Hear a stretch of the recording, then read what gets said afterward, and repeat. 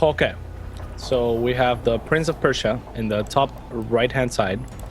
It is NV's Moonglade. Moonglade. Moonglade. Okay. And over in the bottom left side, it is the Axiom Protoss player, the cheeky cheekster. It is Alicia. Yep, and we've actually had this match happen a bunch, haven't we? Like in the previous WCS seasons, I feel like they were in a group before I feel like together. WCS season 1, yeah. Yeah. They're up there, round of 8 or something. Oh, yeah, they both made it pretty far. I think Moonglade and Alicia met up twice because they met up again in the consolation. That's what happened. Oh yeah, something like that. And Moonglade was really close to winning, but I think he lost both times. Yes, he did. Alicia was playing out of his mind, man. Like, it was some insane stuff. Yeah, we saw Moonglade play some Stormhost styles back then. Of course, that was a long time ago in ZVP. And now Zergs have a little bit more honor, I would say. They have self-respect. No, just kidding. I'm just kidding. You know, well, cats, you know. Watching Swarm hosts against Protoss. What? It can get it's not unfair. It can get very dry, though, to the viewer. Will you at least agree to that? No. Some people make it good. I mean, if it's Sulky doing it, I don't hate it. Sulky's a sicko. Sulky is a sicko. So Moonglade actually is scouting all over the place for proxies and stuff, playing it pretty safe, and dropped a pretty standard spawning pool at 15 and a hatchery at 15. And Alicia is opening just one gas. Yep. We'll probably be going a fast expansion. I mean, that's the other alternative. The most likely thing. He could go 4-gate, but I highly doubt he does 4-gate. And that. Oh yeah, absolutely not. He's not saving Chrono Boost for it anyways, and yeah, it's pretty uncommon to see 4-gate just blind. He might go for a 4-gate. He has the option to go for a pretty quick 4-gate off of an expansion. Yeah. So that's still in the cards. Interesting. He gets the Zealot. I'm very surprised. Normally they don't get the Zealot. You just make it in case, and just Chrono Boost out your Mothership Core, and that's going to be your main defense at the beginning stage. But it looks like Alicia wants to put on this early game aggression. Normally when you get the Zealot, you will get a Stalker out pretty soon, your next 50 gas, and you go a Zealot, Mothership Core, and Stalker, and you'll just put pressure on the Zerg. It's just to basically say, hey, get Zerglings out, right? Nothing too crazy. Yeah, pretty much. If you're opening 2 gas, then you can apply pressure with the Stalker and a Mothership Core quicker, and add on like more Stalkers, like up to 3 Stalkers to pressure, and maybe take a Queen if the gas by the Zerg player is late. In this particular case, though, Moonglade has already started his link speed. He's playing it pretty much as safe as you can, taking a pretty fast third, and Alicia adding 2 extra gateways. Wow, so that's really fast at 2 extra gateways too. This should come normally 20-30 seconds slower. I'm sorry. And you can see the difference is that assimilator. He still hasn't gotten a second assimilator. Yeah, and I don't know if he's gonna apply pressure with this. Yeah, there's a forge. I don't think he will. He might Chrono Boost out +1, but I very much doubt it. Usually you want to drop like 4 gateways, or if you're gonna apply pressure. I think Alicia's just being really greedy, and the earlier gateways are a little bit of a precaution. It feels like a +2 blink timing when you do a build like this, right? Like you're trying to just get as many probes out as possible in the beginning stage, get to that economy of 44 probes, and then from there just all in units. Normally you won't get the forge this super early, but why would you need the forge? For +2 normally. You're not going to use it for +1 the majority of the times. I guess a little bit of poking, but a Zerg has to be like super greedy if you want to actually kill them with a +1 timing. Yeah, Alicia's gonna probably warp in a few Zealots to test the waters. I mean, his warp gate's done. Moonglade applying some okay pressure. I mean, he's not gonna get anything done here. He's just trying to force a force field.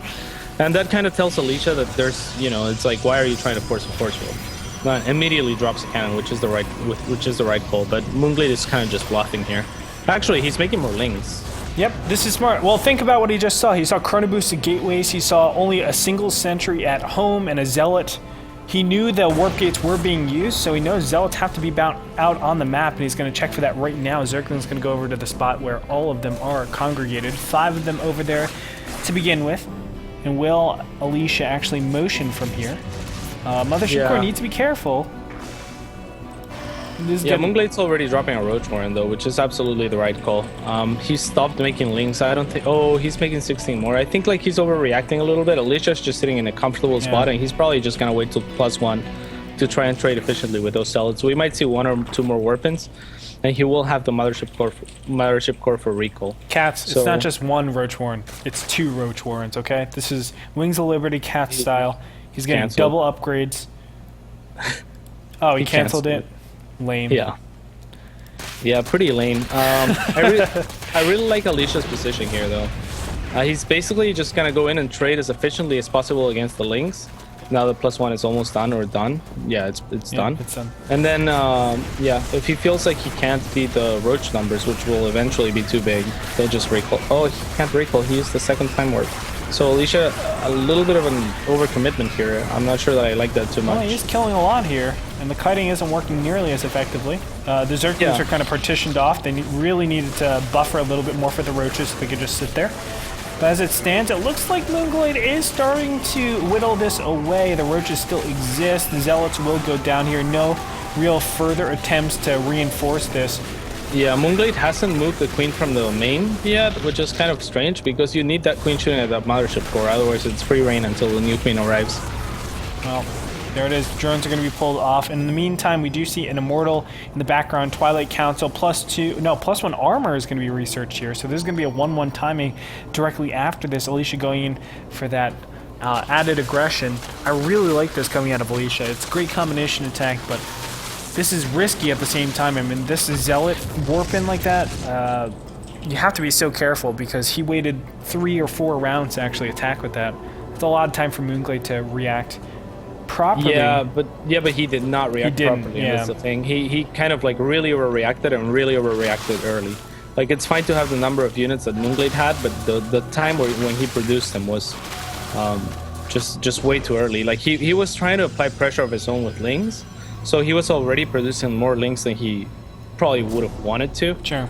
Instead of drones. And then out of nowhere, he sees the Zealots and he kind of freaked out. Made a bunch more links and some Roaches, which would actually be useful. But the links just melted to the +1 Zealots, and Moonglade's in a pretty tough spot. He just now establishing a decent economy. Smartly canceling the Spore Crawler, sees that there's no DTs incoming.